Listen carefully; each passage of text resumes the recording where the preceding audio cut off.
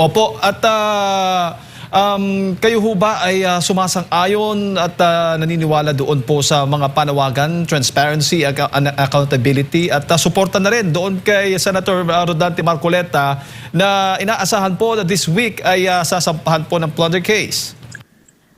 Ay, siyempre naman, susuporta tayo sa ganyang mga issue. Kailangan na nating ilantad sa taong bayan lahat yung issue na yan eh.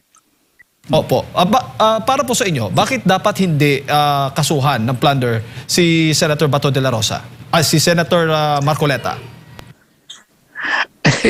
Alam mo naman para bang ginagawa natin, bine-weaponize natin yung ating justice system, no? Alam mo, si Senator Marcoleta, isa yan sa talagang nagsisikap na mailantad sa bayan natin ang nangyayaring pagnanakaw, no? Tapos unang makakasuhan, no? Kung totoo o hindi ang kaso sa kanya, palagay ko ang nakikita tuloy natin dyan, para bang pinipili siya para pagtakpan yung mga dapat na malaman ng sambayanan. Yun ang hindi karapat-dapat na mangyari dito sa atin. Opo. May nakikita ho ba kayong banta sa seguridad sa ginagawang pagtitipong ito, Sir Norberto? Kasi yung Malacanang ngayon, kung makikita po ninyo talagang todo, mahigpit po ang seguridad na ginagawa sa paligid po mismo ng palasyo. Well, syempre, natural na reaction nila. Pero alam mo, kilala ng sambayanan natin ang Iglesia ni Cristo. Yan ang isa sa mga pinakadisiplinadong religious organization. Alam ko hindi sila sasali sa kaguluhan. Kaya tingin ko talagang mapayapa ang mangyayaring protesta ngayon at hindi dapat pinapangambahan. At bago ko na ipasa kay partner Admar, sa tingin ho ninyo ay sapat ba yung intel report ng kapulisan, ng security patungkol nga dito sa ginawang pagtitipon? Dahil marami ding nabigla dito nga sa biglaang pagdagsa ng mga tao sa EDSA People Power Monument. Palagay ko hindi talaga nabigla yan dahil hindi mahirap ilihim yung nangyari kanina, no? Alam ng intelligence natin yan. Baka lang hindi nila pinaniwalaan. Pero kung impormasyon ang pag-uusapan, malalaman nila yan. Opo, Ginoong Gonzales, magandang hapon po. Si Admar po ito. Laging sinasabi ng nasa gobyerno or particularly ng Malacanang na nirerespeto nila yung kalayaan po sa pamamahayag po, Ginoong Norberto. Pero mayroon tayong mga reports na natatanggap na hinaharangan di umano yung mga ilan pa na posibleng sumali dito po sa pagtitipon dyan sa People Power Monument po. Yung iba nakasakay pa sa mga pampasaherong bus. Ano pong masasabi niyo po rito?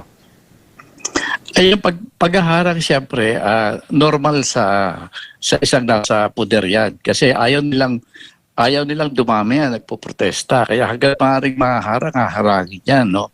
Yung sinasabi publiko, yun ay statement ng nararapat na sabihin. Kasi talaga namang kailangan irespeto ang kalayaan nating mga mamamayan na magsabi no, kung anong nararamdaman natin tungkol sa mga masasamang nangyayari sa atin ngayon. Kaya kanyan, standard practice yung paghaharang sa mga pupunta. Sana naman ay maunawaan ng ating mga kapulisan na hindi ng order ay dapat na sinusunod. Sundin lang nila yung lawful at saka legal order. Opo, at kasi yung pagharang hindi lawful order yan. Opo, at isa din sa mga ano dito po, yung panawagan ng ang nakasad kasi dito isang peaceful rally po, no, sa paglaban po sa mga injustices at sa paghahanap po ng hustisya at katarungan po. Pero kapansin-pansin yung messaging ng gobyerno, or hindi na ba kayo nagtataka na ginagaslight po itong mga pahayag na ito, Ginoong Norberto? Ayaw nga nakikinig din naman ako sa ilang statements na nagkagaling sa Malacanang. Parang wala sa ayos eh. Dapat hindi ganyan, lalo lang lalalayan, no? Pero sila rin ang may kasalanan yan. Alam mo, kung ako sila, papayagan ko ng maayos ang pagpapahayag ng ating mga kababayan. Dahil kapag nagalit ang taong bayan, baka mas mahirap nilang bigyan ng solusyon yan. Opo, at nakikita niyo po ba na tila manhid na ang kasalukuyang gobyerno po, considering hindi ito unang beses na nagkaroon po ng malawakang rally po, no, sa kasagsagan po ng kasalukuyang administrasyon, at same pa rin po yung mga panawagan. So ibig sabihin hindi satisfied sa ginagawa ng gobyerno, Ginoong Gonzales. Talaga naman, alam mo, yan ang napakalungkot kung bakit itong mga nasa poder natin, ang mga politiko natin, para bang hindi sila naapektuhan. Na alam naman nila, alam nila kung ano nangyayari sa bayan. Alam ko naman na alam nilang mali ang ginagawa nila at patuloy na pagtataggol pa sa mali. Kaya ewan ko kung anong klaseng ugali na nangyari dito sa Pilipinas, no? Sa ibang bansa, kapiraso pa lang ng mga nararanasan natin dito, nagsisipag-resign na. Pero dito sa atin ay kapituko. Talagang ayaw magsialis sa pwesto kasi siguro kinakabahan na pagka umalis sila sa pwesto ay hindi na nila kayang itakbo o proteksyonan yung mga ninakaw nila. Opo, sinasabi nila walang banta po, no? Sabi ng Malacanang wala namang threat kaugnay dito po sa mga aktibidad na ito dyan po sa EDSA. Pero kapansin-pansin, grabe po yung kanilang pagbarikada sa paligid po ng Malacanang. Maraming mga razor wires, mga container vans na kanila pong dineploy upang maharangan lahat basta papunta ng Malacanang po. Ano pong masasabi niyo po dito? Well, normal na procedure yan, ano? At saka depende na rin kung sino yung nasa Malacanang. Alam mo, ang nasa Malacanang natin ngayon sa malungkot nga para sa kanila, ay nakaranas na sila na pinaalis sila sa Malacanang. Kaya yun siguro hanggang ngayon natatandaan pa nila yung ganong experience. Na alam mo, napakasakit yun na paalisin ka sa Malacanang kung ikaw ang namumuno.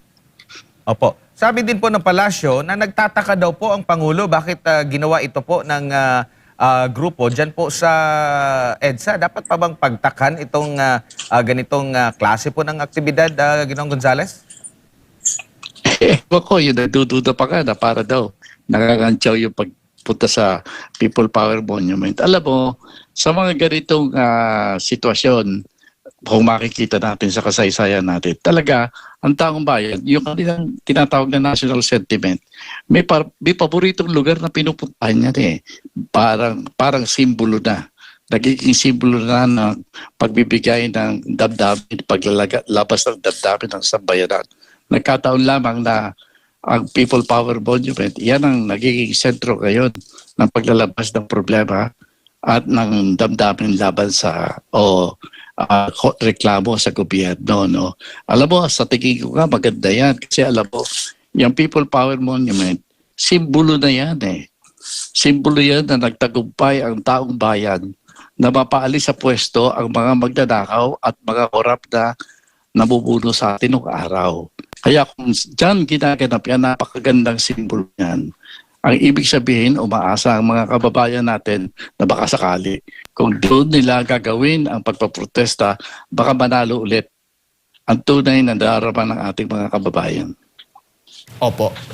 Siguro, Sir Norberto, yung mensahe, paalala na rin po sa lahat ng ating mga kababayan na nanonood, nakikiisa po nakikinig po sa inyo sa mga oras na ito. Ay yung mga kababayan natin, nabuhay na o kaya ay mature na nung panahon ng ating People Power Revolution noong 1986. Hindi ko na siguro kailangan bigyan ng payo o paliwanag. Pero yung mga hindi nakaranas ng People Power Revolution, ito lang ang masasabi ko. Kung kayo'y naaabala sa aksyong nangyayari ngayon sa bayan natin, ay huwag niyong masyadong bigyan ng pagkaabala yan. Ang kaabalahan na nararanasan natin ay hindi natin pwedeng maitumbas o maitulad o maikumpara sa kabutihang mangyayari kapag naitigil na natin ang korupsyon at mapigil ang pagnanakaw ng kabanang bayan. Kaya kung sakali Mas tayo muna ng konti sa abala.